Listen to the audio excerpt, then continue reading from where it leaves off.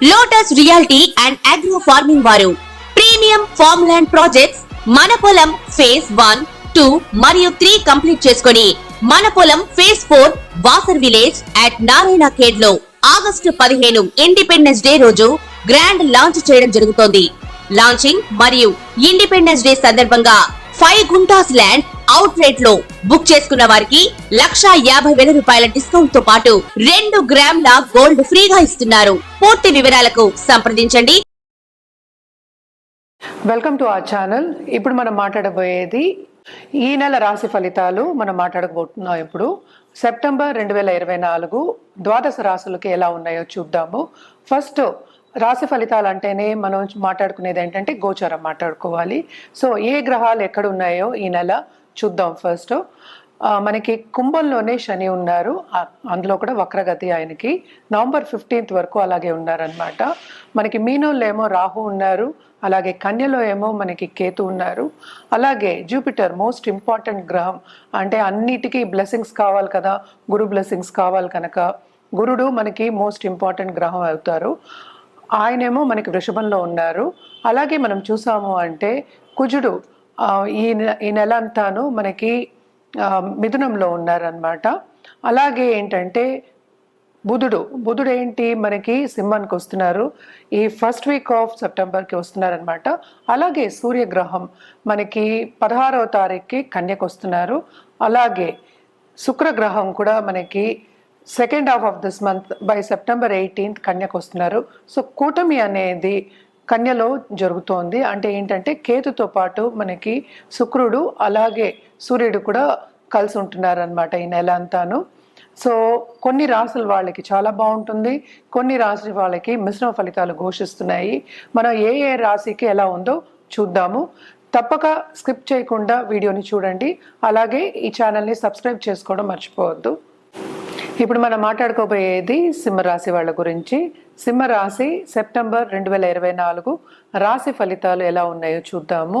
సింహరాశి వాళ్ళకి starting of the month కూడా చాలా బాగుంది, second half of this month చాలా బాగుందని చెప్పుకోవాలి. దేంట్లో బాగుంది? యాక్చువల్గా కెరియర్ పరంగా చాలా గ్రోత్ అనేది ఉంది, ఆపర్చునిటీస్ చాలా వస్తాయి. అలాగే ఎస్పెషలీ మనం పార్ట్నర్షిప్ బిజినెస్లో ఉన్న వాళ్ళకి అండ్ ఆల్సో బిజినెస్ రన్ చేసే వాళ్ళకి వీళ్ళే పై చేయి ఉంటుంది, అంటే కాంపిటీటర్స్ కన్నా ఎక్కువ ఉంటుంది అని చెప్పడం జరుగుతుంది. సూచనలు ఇవన్నీను. అండ్ ఆల్సో మనం చూసాము అంటే కొత్తగా పార్ట్నర్షిప్ బిజినెస్ స్టార్ట్ చేయాలన్నా లేకపోతే బిజినెస్ స్టార్ట్ చేయాలన్నా దానికి కూడా ఇది ఒక స్టెప్పింగ్ స్టోన్ కింద ఉంటుంది. అలాగే చేసే ఏ పనిలో అయినా విస్తరింపు అనేది ఉంటుంది, ముందుకు సాగే ఛాన్సెస్ అనేవి ఎక్కువ కనిపిస్తున్నాయి. అలాగే మనం చూసామంటే సెకండ్ హౌస్లో కేతు ఉన్నారు, ఈవెన్ సూర్యగ్రహం ఈ రాశికి అధిపతి అయిన సూర్యుడు కూడా మనకి second half of this month కిందకి దిగుతున్నారు. వీనస్ కూడా అంటే శుక్రుడు కూడా మనకి 2వ ఇంట్లోకి వస్తున్నారు కనుక తప్పక వీళ్ళకి డబ్బు వచ్చే సూచనలు, ఆర్థికంగా ఎదిగే సూచనలు, అలాగే కెరియర్లో వీళ్ళకి ఒక ఇంక్రిమెంట్ రావడం కానీ ప్రమోషన్ రావడం కానీ తప్పక జరుగుతుంది. అవి కూడా సూచనలు కనిపిస్తున్నాయి అన్నమాట. కెరియర్ పరంగా అయితే చాలా బాగుంది. వీళ్ళు ఎక్కడ జాగ్రత్తలు తీసుకోవాలి అంటే తప్పక కుటుంబ పరంగా, ఎందుకంటే ఈగో క్లాషెస్ రాకుండా చూసుకోవాలి. అలాగే మిస్అండర్స్టాండింగ్స్ అంటాం, మిస్అండర్స్టాండింగ్ రాకుండా ఎస్పెషల్లీ దంపతుల మధ్యన రాకుండా చూసుకోవాలి. నోటి దురుసు అనేది కొంచెం తగ్గించుకోవాలి అని చెప్పడం జరుగుతోంది. ఇది కూడా సూచనే, ఎస్పెషల్లీ పై వాళ్ళతోనూ పార్ట్నర్స్తోనూ. అలాగే ఏంటంటే వీళ్ళ పార్ట్నర్స్కి కూడా, అంటే లైఫ్ పార్ట్నర్స్ అవ్వచ్చు, బిజినెస్ పార్ట్నర్స్ అవ్వచ్చు, చాలా బాగుంటుందనే చెప్పుకోవాలి. అండ్ ఆల్సో మోస్ట్ ఇంపార్టెంట్ ఏంటంటే ప్రాపర్టీ విషయంలో ఎవరికైనా కోర్ట్ కేసెస్ ఉన్నా, లీగల్ ఇష్యూస్ ఉన్నా అది వెంటనే తేలదు, అది ఇంకా వాయిదా పడుతూ ఉంటుందని చెప్పడం జరుగుతోంది అనమాట.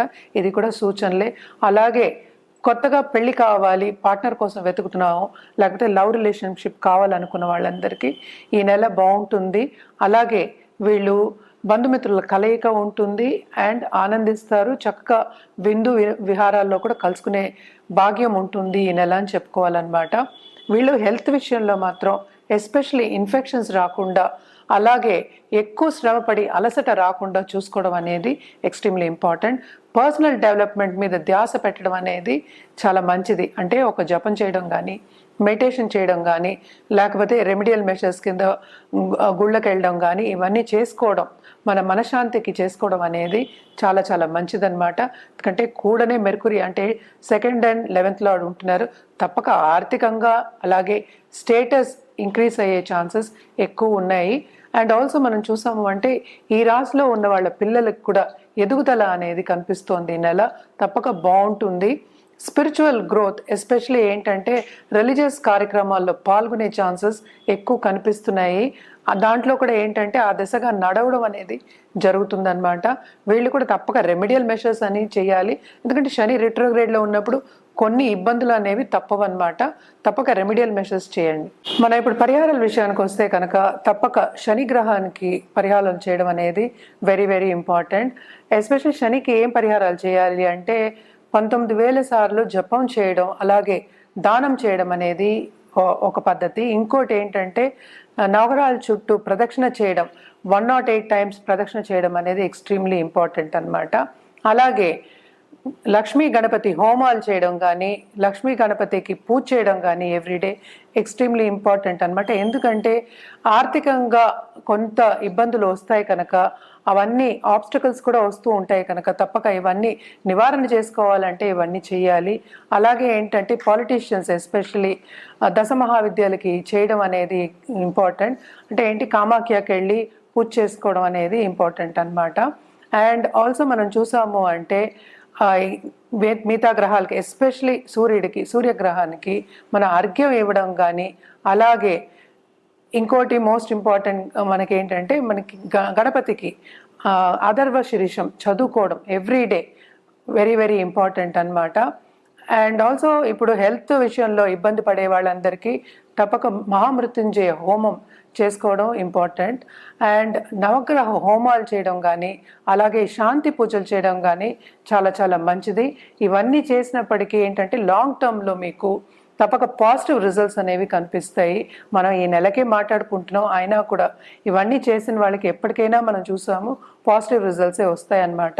ఎందుకంటే ఈ నెల ఒకటే కాదు కదా, ఇంకా లైఫ్ మూవ్ ఆన్ అవుతూ ఉంటుంది కనుక తప్పక ఇవి చేయడం మూలానే మీకు మంచి పాజిటివ్ రిజల్ట్స్ అనేవి వస్తాయి. ఇది మనం మాట్లాడుకునేది షార్ట్ టర్మ్ ఈ నెలకి. ఇప్పుడు బిజినెస్లో ఎదగాలి, అలాగే పొలిటికల్గా ఎదగాలి అంటే ఒక పదవి రావాలి, స్టేటస్ రావాలి అన్న వాళ్ళకి తప్పక ఏంటంటే శని గ్రహం అనుగ్రహం ఉండాలి, శని కాళ్ళని పట్టుకోవాలన్నమాట. సో తప్పక శనికి నవగ్రహ హోమాలు చేయడం కానీ, అలాగే శనిదానం ఇవ్వడం కానీ చాలా చాలా మంచిది. ఎప్పటికీ నేను చెప్పేది ఏంటంటే వృద్ధాశ్రమంకి వెళ్ళి అన్నదానం చేయడం అనేది వెరీ ఇంపార్టెంట్ అని చెప్తూ ఉంటాను. అది మాత్రం రెగ్యులర్గా చేయాలన్నమాట.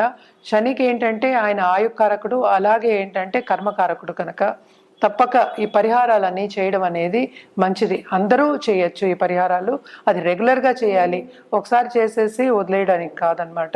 సో రెగ్యులర్గా చేసినప్పుడు మనకి పాజిటివ్ రిజల్ట్స్ అనేవి ఎక్కువ వస్తూ ఉంటాయి.